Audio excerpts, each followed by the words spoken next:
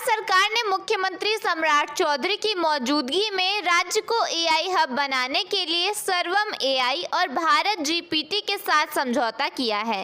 इसके साथ ही राज्य सरकार ने गूगल और माइक्रोसॉफ्ट जैसी बड़ी कंपनियों से भी गहन बातचीत की है ताकि बिहार में आधुनिक तकनीकी इंफ्रास्ट्रक्चर का विकास हो सके। बिहार की स्थानीय ज़रूरतों, भाषाओं और बोलियों को ध्यान में रखते हुए स्वदेशी एआई मॉडल विकसित किए जाएंगे, जिससे राज्य के नागरिकों को आसानी से लाभ मिल सकेगा। एआई के जरिए सरकारी सेवाओं को अधिक पारदर्शी, तेज, सरल और जन केंद्रित बनाया जाएगा। राज्य के इंजीनियरिंग, मेडिकल और पॉलिटेक्निक कॉलेजों में एआई आधारित पाठ्यक्रम शुरू किए जाएंगे, जिससे युवाओं के लिए रोजगार और स्टार्टअप के नए अवसर पैदा होंगे।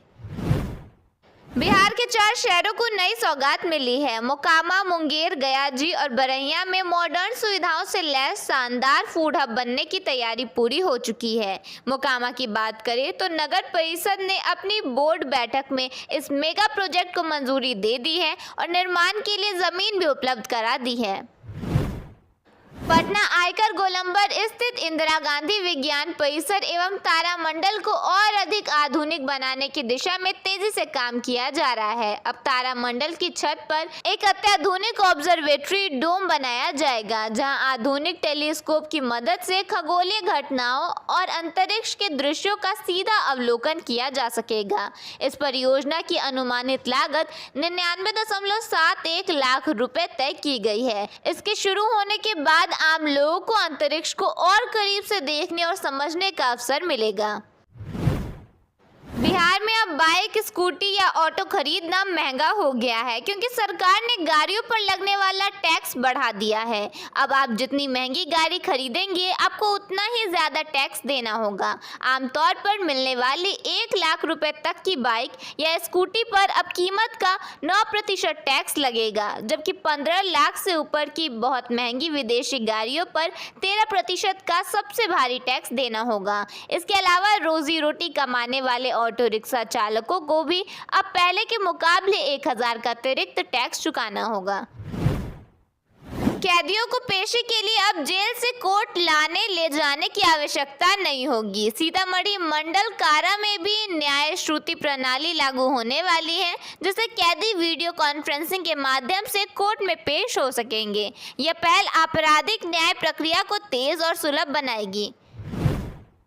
पटना के लोग 1200 फीट की ऊंचाई से शहर का शानदार नज़ारा देख सकेंगे। मुख्यमंत्री सम्राट चौधरी ने शनिवार को मुख्यमंत्री बिहार हेली टूरिज्म एवं एयर टूरिज्म सेवा योजना 2026 की शुरुआत की है। इस योजना के तहत लोग अब हेलीकॉप्टर से पटना और बिहार के प्रमुख पर्यटन स्थलों का हवाई सफर कर सकेंगे।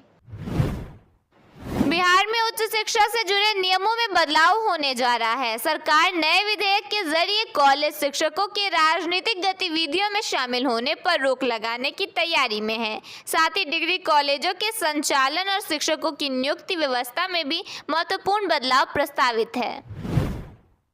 बिहार के छात्रों के लिए खुशखबरी। रेलवे ने प्रतियोगी परीक्षाओं के दौरान होने वाली भीड़ को कम करने के लिए विशेष अनारक्षित परीक्षा स्पेशल ट्रेनों का संचालन शुरू किया है। इससे गया, जहानाबाद और मगध क्षेत्र के हजारों अभ्यर्थियों को लाभ मिलेगा। बिहार सरकार की पंचायतों के लिए नई दर, कर और शुल्क लगाने की व्यवस्था पर राजनीति तेज हो गई है। राजद ने इसका कड़ा विरोध करते हुए कहा है कि इससे गरीब और छोटे कारोबारियों पर अतिरिक्त बोझ पड़ेगा। राजद नेता ने कहा कि सबसे ज्यादा असर उन लोगों पर पड़ेगा जो ठेला, खोमचा, रेहड़ी, रिक्शा, टमटम, बैलगाड़ी, हाथ गाड़ी या छोटे कारोबार के जरिए परिवार चलाते हैं। उन्होंने कहा कि इन लोगों की आय पहले से तय नहीं होती है और कई बार पूरे दिन काम करने के बाद भी घर का खर्च मुश्किल से चलता है। ऐसे में अगर हाउस टैक्स, नल जल टैक्स, पंजीकरण शुल्क, उपयोग शुल्क या दूसरे स्थानीय टैक्स लगाने पड़ेंगे तो उनकी मुश्किलें और बढ़ जाएंगी। बिहार के 211 नए राजकीय डिग्री कॉलेजों के लिए अब परमानेंट भवन बनाने की तैयारी तेज हो गई है। सरकार ने सभी कॉलेजों के लिए एक जैसी आधुनिक डिजाइन तय करने का फैसला किया है। जमीन उपलब्ध कराने से लेकर 2027 के शैक्षणिक सत्र तक नए भवनों में पढ़ाई शुरू कराने का लक्ष्य रखा गया है। दिल्ली पुलिस की ओर से सोनम वांगचुक को अस्पताल ले जाने के बाद कॉकरोच जनता पार्टी के संस्थापक अभिजीत दीपके ने अनशन शुरू कर दिया है। दिल्ली पुलिस पर्यावरण कार्यकर्ता सोनम वांगचुक को शनिवार तड़के धरना स्थल से उठाकर सफदरजंग अस्पताल ले गई थी। सोनम वांगचुक 28 जून से अपनी मांगों को लेकर जंतर मंतर पर अनशन पर बैठे थे। रविवार को उनकी भूख हड़ताल 22वें दिन में प्रवेश कर चुकी है। सोनम वांगचुक ने सफदरजंग अस्पताल में भी ड्रिप या मुंह के जरिए कोई भी तरल पदार्थ या दवा लेने से मना कर दिया है। कांग्रेस नेता राहुल गांधी ने शनिवार को एक्स पर पोस्ट कर सोनम वांगचुक को जंतर मंतर से हटाए जाने को गलत बताया। राहुल गांधी ने लिखा, मोदी सरकार के मूल सिद्धांत असत्य और हिंसा हैं।